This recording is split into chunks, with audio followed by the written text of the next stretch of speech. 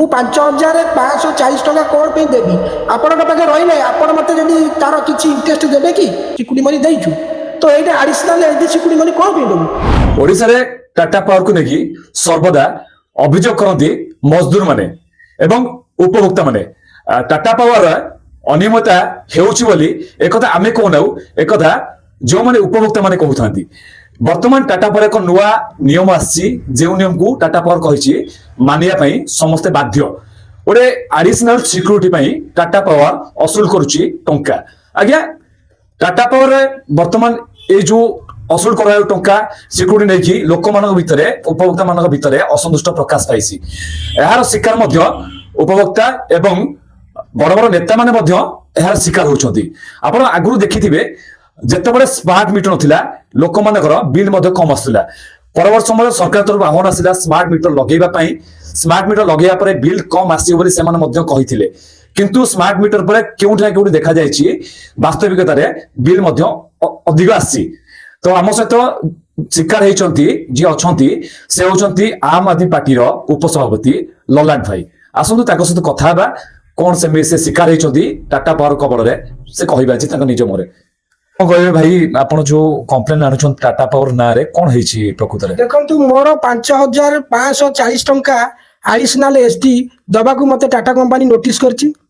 ମୋର କହିବାର କଥା, ମୁଁ ଯେତେବେଳେ ଇଲେକ୍ଟ୍ରିକ ବିଲ୍ ଦୀର୍ଘ 25 ବା 10 ବର୍ଷ 15 ବର୍ଷ ପରେ ମୁଁ ଯେତେବେଳେ ମୋର ଘରକୁ ଲାଇନ୍ ବର୍ତ୍ତମାନ ଭିଡ଼ିଲି, ସେତେବେଳେ ମୋଠୁ 10,000 ଟଙ୍କା ସିକ୍ୟୁରିଟି ନେଇଥିଲେ ଏବଂ ସେ କହିଲେ ଯେ ଏଇଟା ନୂଆ ଲାଇନ୍ ଲଗା ହେଲା, ଏଇଟା ଆମର ସିକ୍ୟୁରିଟି, ଆମେ ଫାଷ୍ଟ ପ୍ରଥମ ଲାଇନ୍ ଭିଡ଼ିଲେ ଆମେ ସିକ୍ୟୁରିଟି ଆମର 5,000 ଦବ, ତାପରେ ଆମର ତାର ମୁଁ ଆଉ ଇଏ ସବୁ ସେଗୁଡ଼ା ସବୁ ଆମକୁ କିଣିବାକୁ ପଡ଼ିଲା, ତାର ଏବଂ ଆଉ ଆପଣଙ୍କର ଯେଉଁ ପାଇପ୍ଟା ଯେଉଁ ପଶିବ ଲାଇନ୍ର ସେଇଟା କିଣିବାକୁ ପଡ଼ିଲା। ମିଟର ସିଏ ଦେଲେ। ମୁଁ କହିଲି ଆଜ୍ଞା ଏତେ ଟଙ୍କା କ'ଣ ନା, ଗଭର୍ଣ୍ଣମେଣ୍ଟର ନିୟମ ଅଛି ଏତିକି ଟଙ୍କା, ଆପଣଙ୍କର ତା ଦେହରୁ କିଛି ସିକ୍ୟୁରିଟି ମନି ରହିବ, ସେଇଟା ଆପଣଙ୍କର ରହିଲା। ମୋର କହିବାର କଥା, ଆମେ ତ ଯେତେବେଳେ ପ୍ରଥମେ ଲାଇନ୍ ଆମ ଘରକୁ କନେକ୍ସନ ନେଇଥିଲୁ, ସେତେବେଳେ ଆମେ କମ୍ପାନୀ କି ବା ଯେତେବେଳେ ଗଭର୍ଣ୍ଣମେଣ୍ଟ ଥିଲା ବା କମ୍ପାନୀ ଥିଲା, ଆମେ ତ ସେତେବେଳେ ଆଜ୍ଞା ସିକ୍ୟୁରିଟି ତାକୁ ଦେଇଥିଲୁ। ତାପରେ ଏଇଟା ଆଡିସନାଲ ଏସଡି ସିକ୍ୟୁରିଟି କ'ଣ? ମୁଁ ଯାଇ ଅଫିସରେ ବୁଝିଲି, ତାଙ୍କ ମ୍ୟାନେଜରଠୁ ବୁଝିଲି ଯେ ସିଏ ମୋତେ ବୁଝାଇଲେ ଯେ ଆପଣଙ୍କର 2 ମାସର ଆଭରେଜ ବିଲ୍ ଆମେ ଆଗୁଆ ନେବୁ, ଏଇଟା ଆମ ପାଖରେ ସିକ୍ୟୁରିଟି ରହିବ। ମୁଁ କହିଲି ଆଜ୍ଞା ଆମେ ତ ପ୍ରଥମ ସିକ୍ୟୁରିଟି ଦେଇଥିଲୁ, ଆଉ ଆପଣ କ'ଣ ପାଇଁ ଏଇଟା ଆଡିସନାଲ ସିକ୍ୟୁରିଟି ଆମଠୁ 5,540 ଟଙ୍କା ନେବେ? ନା ସମସ୍ତଙ୍କର ଏ ବିଲ୍ଟା କମ୍ପାନୀର ନିର୍ଦ୍ଦେଶ ଅଛି, ଟାଟା କମ୍ପାନୀ। ମୁଁ କହିଲି ଏଇଟା କିଛି ଗଭର୍ଣ୍ଣମେଣ୍ଟ କିଛି କରିଛି କି? ନା ନା ଗଭର୍ଣ୍ଣମେଣ୍ଟ ସେ କଥା ମୋତେ କିଛି କହିଲେନି। କହିଲେ ଆମର ଟାଟା କମ୍ପାନୀର ନିର୍ଦ୍ଦେଶ ଅଛି, ଆଉ ଯେ ଆମେ ଆଡିସନାଲ ସିକ୍ୟୁରିଟି ପ୍ରତ୍ୟେକ ଲୋକଙ୍କଠୁ, ଯାହା କାହାର ମୋର 5,540 ଟଙ୍କା ହେଇଛି, କାହାର 2,000 ହେଇଛି, କାହାର 700 ହେଇଛି, କାହାର 3,000 ହେଇଛି, ଯାହାର ଯେତିକି ମାସକୁ ବିଲ୍ ଉଠେ ସେଇ ବିଲ୍ ଅନୁସାରେ ସେମାନେ ଆଡିସନାଲ ସିକ୍ୟୁରିଟି ପକେଇଛନ୍ତି। ମୁଁ କହିଲି ଆଜ୍ଞା ଏଇ ଯୋଉ ପଇସାଟା ଆମେ ଆପଣଙ୍କୁ ଦେବୁ ସତରେ, କିନ୍ତୁ ଆପଣ ଏ ପଇସା ନେଇ କ'ଣ କରିବେ? ନା ଏଇଟା ଆପଣଙ୍କର ପଇସା ମାନେ ସିକ୍ୟୁରିଟି ମନି ହିସାବରେ ଆମର ଟାଟା କମ୍ପାନୀ ରହିବ। ଆଉ ମୁଁ କହିଲି ରହିଲେ ଆପଣ ଆମକୁ ଇଣ୍ଟରେଷ୍ଟ ଦେବେ କି? ନା ସେଇଟା କମ୍ପାନୀ ବିଚାର କରିବ। ମୁଁ କହିଲି ଆମେ ତ ପ୍ରଥମେ ଯେତେବେଳେ ଲାଇନ୍ ନେଲୁ ଆପଣଙ୍କୁ ସିକ୍ୟୁରିଟି ମନି ଦେଇଛୁ, ତ ଏଇଟା ଆଡିସନାଲ ଏସଡି ସିକ୍ୟୁରିଟି ମନି କ'ଣ ପାଇଁ ଦେବୁ? ଆପଣ ଖାଲି ଲୋକମାନଙ୍କୁ ଶୋଷଣ କରୁଛନ୍ତି। ମୁଁ କହିଲି ଅନ୍ୟ ରାଜ୍ୟ ତ ସାର୍, ଅନ୍ୟ ରାଜ୍ୟ ତୁଳନାରେ ତ ଆମ ରାଜ୍ୟରେ ଇଲେକ୍ଟ୍ରି ଉତ୍ପାଦନ ହେଉଛି, ତ ଆମେ ସାର୍ କାହିଁ ଏତେ ପଇସା ଦେବୁ? ଆମେ ତ ଅନ୍ୟ ରାଜ୍ୟକୁ ଇଲେକ୍ଟ୍ରି ବିକୁଛୁ। ନା ଆଜ୍ଞା ଆମେ କାହିଁ, ଆମେ ତ କର୍ମୀ, ଆମେ ତ କର୍ମଚାରୀ, ଆମେ ସେ କଥା କହିପାରିବୁ ନାହିଁ। ଏଇଟା ଉପର ମହଲର କାମ। ଆଉ ଉପର ମହଲରେ ତାଙ୍କର କ'ଣ ଗଭର୍ଣ୍ଣମେଣ୍ଟ ସାଙ୍ଗରେ ସିଏ ତାଙ୍କର ଟାଟା କମ୍ପାନୀ ମନମାନ୍ୟ କରିଛି, ସେଥିପାଇଁ ସେ ଆଜ୍ଞା ନିୟମ ବଢ଼େଇଛି। ମୁଁ କହିଲି ଆଗାମୀ ଦିନରେ ଏଇଟା ଆନ୍ଦୋଳନକୁ ଓହ୍ଲେଇବୁ, ଆପଣଙ୍କ ଅଫିସ ଘେରାଉ କରିବୁ। ଯଦି ସରକାର ଏ ବିଲ୍ଟାକୁ ଯେଉଁ ଆଡିସନାଲ ଏସଡି ଡିମାଣ୍ଡ ବିଲ୍ କି ଯଦି ଗଭର୍ଣ୍ଣମେଣ୍ଟ ଆକୁ କ୍ୟାନସେଲ ନ କରେ, ତାହେଲେ ଆଗାମୀ ଦିନରେ ଜନସାଧାରଣ ରାଜରାସ୍ତାକୁ ଓହ୍ଲେଇବେ। ଏବଂ ମୁଁ ତାଙ୍କୁ କହିଲି ଦେଖନ୍ତୁ ଆପଣ କର୍ମଚାରୀ, ମୁଁ ଆପଣଙ୍କୁ କିଛି କହୁନି, ଯେହେତୁ ଆପଣଙ୍କର ହାତରେ କିଛି ନାହିଁ, ମୁଁ ଆପଣଙ୍କୁ ଖାଲି ଏତିକି ଅବଗତ କରେଇଦେଲି ଯେ ଆପଣ ଲିଖିତ ଆକାରରେ ଦିଅନ୍ତୁ ଯେ ଗଭର୍ଣ୍ଣମେଣ୍ଟକୁ ବା ଟାଟା କମ୍ପାନୀର ଏମଡି କି ଆପଣଙ୍କ ଯେ ସାର୍ ଲୋକମାନଙ୍କର ଏଇଭଳିଆ କମ୍ପ୍ଲେନ୍ ଆସୁଛି, ଆପଣ ତୁରନ୍ତ କାର୍ଯ୍ୟାନୁଷ୍ଠାନ ଭାବରେ କୌଣସି କାର୍ଯ୍ୟାନୁଷ୍ଠାନ ନିଅନ୍ତୁ। ଗୋଟେ ଲୋକ ଆଜ୍ଞା ଖଟିକିଆ ମଜୁରିଆ ଲୋକ, ସିଏ ଲାଇନ୍ ଟିଏ ନେଇଛି, ସିଏ ଏକ୍ସଟ୍ରା ତାର 700-800 ଟଙ୍କା ବିଲ୍ କାହିଁ ଦେବ?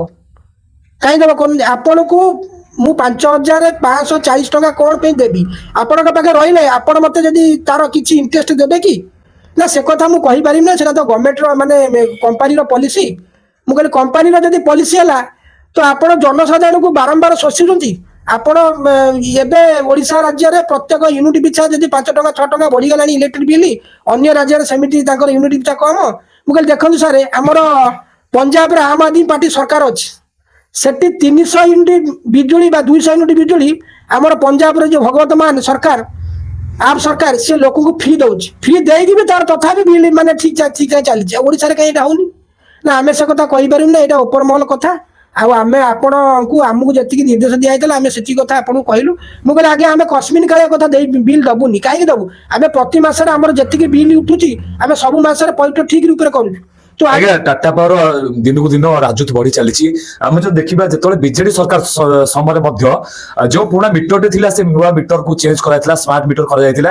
ମଧ୍ୟ କୁହାଯାଇଥିଲା ମାନେ ସ୍ମାର୍ଟ ମିଟର ଆସିବା ଦ୍ୱାରା କିଛି ବିଲ୍ କିଛି ମିନିମାଇଜ ହବ, ରିଡ୍ୟୁସ ହବ, ଲୋକମାନେ କମ ପଇସା ଦେବେ। ଆଉ ଗୋଟେ କଥା ଇମ୍ପୋର୍ଟାଣ୍ଟ କଥା ହଉଛି, ଯେତେବେଳେ ଆଗରୁ ସବୁ ୱାଟର ବଲ୍ ସବୁ ୟୁଜ କରାଯାଉଥିଲା, ଗଲେ ଗଲେ ଯୋଉ ରୁମ୍ ବଲ୍ସ, ସେ ବଲରେ ଅଧିକ ପାୱାର ଥିଲା, ଯେହେତୁ ବିଲ୍ ଅଧିକ ଟାଣେ। ତାପରେ କୁହାଗଲା ଯୋଉ ସିଏଫଏଲ ବଲ୍ ଆସିଲା, ଏଲଇଡି ବଲ୍ବ ଆସିଲା। ଏଲଇଡି ବଲ୍ବରେ କୋଉଠି ନା କୋଉଠି କମ ପାୱାର କିନ୍ତୁ ଅଧିକ ହାଇଲାଇଟ, ଅଧିକ ଲାଇଟ୍ ଦେବ, ଆଲୋକିତ କରିବ, ସେଠି ବିଲ୍ କମ ଆସିବ। କିନ୍ତୁ ଦେଖାଉଛି ଏଲଇଡି ବଲ୍ ଆସିବା ପରେ ମଧ୍ୟ ବିଲ୍ ମାତ୍ରା ମଧ୍ୟ ଅଧିକ ବଢିଛି। କିନ୍ତୁ ଆପଣ ଡାଇରେକ୍ଟ କାହାକୁ ଦୋଷ ଦେବେ? ବିଜେଡି ସରକାର ଦୋଷ ଦେବେ ଚେଞ୍ଜେସ୍ ଆଣିଲେ, ନା ବିଜେପି ସରକାରକୁ? ମୁଁ ବର୍ତ୍ତମାନର ସରକାରକୁ ଦୋଷ ଦେବି। ମୁଁ ଉଭୟ ସରକାରଙ୍କୁ ମୁଁ ଦୋଷ ଦଉଛି ଯେ ବର୍ତ୍ତମାନ ବିଜେଡି ଏଇଟା କରିଥିଲା, କିନ୍ତୁ ବିଜେପି ଯେହେତୁ 17 ମାସର 18 ମାସର ଶାସନ ହେଲାଣି, ସେ କିଛି ତାଙ୍କ ସରକାର କହିଥିଲେ ଆମେ ସରକାରକୁ ଆସିଯାଉଛୁ। ତାଙ୍କର ଯିଏ ଆମର ଧର୍ମେନ୍ଦ୍ର ପ୍ରଧାନ ନିଜେ କହିଥିଲେ ମନ୍ତ୍ରୀ ଯେ ଆମେ ଓଡ଼ିଶା ରାଜ୍ୟରେ ଯଦି ଆମେ ଶାସନକୁ ଆସିବୁ ତାହେଲେ ଆମେ 300 ୟୁନିଟ୍ ବିଜୁଳି ଫ୍ରି କରିବୁ। ଆପଣ କୁହନ୍ତୁ, 17 ମାସ ହେଇଗଲା, ସେ 300 ୟୁନିଟ୍ ବିଜୁଳି ଲୋକଙ୍କୁ ଫ୍ରି ଦେଲେଣି? ପର କଞ୍ଜୁମରକୁ 300 ୟୁନିଟ୍ ବିଜୁଳି ଫ୍ରି ଦେଲେଣି? ଆଉ ଗୋଟିଏ ଘଟଣା ହେଇଛି ଆଜ୍ଞା, ଶୁଣନ୍ତୁ। ଯେ ସ୍ମାର୍ଟ ମିଟର ଲାଗୁଛି, ସେ ସ୍ମାର୍ଟ ମିଟର ଭିତରେ ଗୋଟେ ଏଲଇଡି ବଲ୍ ଜଳୁଛି ଛୋଟିଆ। ସେ ଏଲଇଡି ବଲ୍ଟାକୁ ଯଦି ତର୍ଜମା କରିକି ଆମେ ଦେଖିଲୁ, ସେ ଏଲଇଡି ବଲ୍ ମାଧ୍ୟମରେ ମାସକୁ 2 ୟୁନିଟ୍ ଅଧିକା ଉଠୁଛି। ତାହେଲେ ସେ 2 ୟୁନିଟ୍ କିମ୍ବା ଗୋଟାଏ ୟୁନିଟ୍ର ଯେଉଁ ଉଠୁଛି ସେ ବିଲ୍ଟା ଆମେ ବି ଭରୁଛୁ। ସେଇଟା ତାଙ୍କର, ସେଇଟା ଟାଟା କମ୍ପାନୀ ଜିନିଷ ବା ଗଭର୍ଣ୍ଣମେଣ୍ଟର ଜିନିଷ। ସେଇଟା ଯଦି ସେ ଯେଉଁ ବଲ୍ଟା ସେ ଲଗେଇଛି ଧପଧପ ହେଇ ଜଳୁଛି, ତା ମାଧ୍ୟମରେ ବି 1 ୟୁନିଟ୍ 2 ୟୁନିଟ୍ ଆଜ୍ଞା ଏକ୍ସଟ୍ରା ଉଠୁଛି। ଗୋଟେ ଲୋକ କଞ୍ଜୁମର ଆଜି ବିଭିନ୍ନ ବାଟରେ ଶିକାର ହଉଛି। ସେ ଶିକାର ପାଇଁକି ସରକାର ଦାୟୀ। ମୁଁ ଏକମାତ୍ର କହିବି, କୌଣସି ଟାଟା କମ୍ପାନୀର ମନମାନି ଥିଲେ ବି ଯେହେତୁ ସରକାର ବିଜେପି ସରକାର ଅଛି, ବିଜେପି ସରକାର ତାକୁ ଚେକ୍ ଦଉ ଯେ ଆମ ରାଜ୍ୟରେ ତ ଇଲେକ୍ଟ୍ରିକ୍ ତିଆରି ହଉଛି, ଆମେ କାହିଁ ଲୋକଙ୍କୁ ଏତେ ଠକିବା।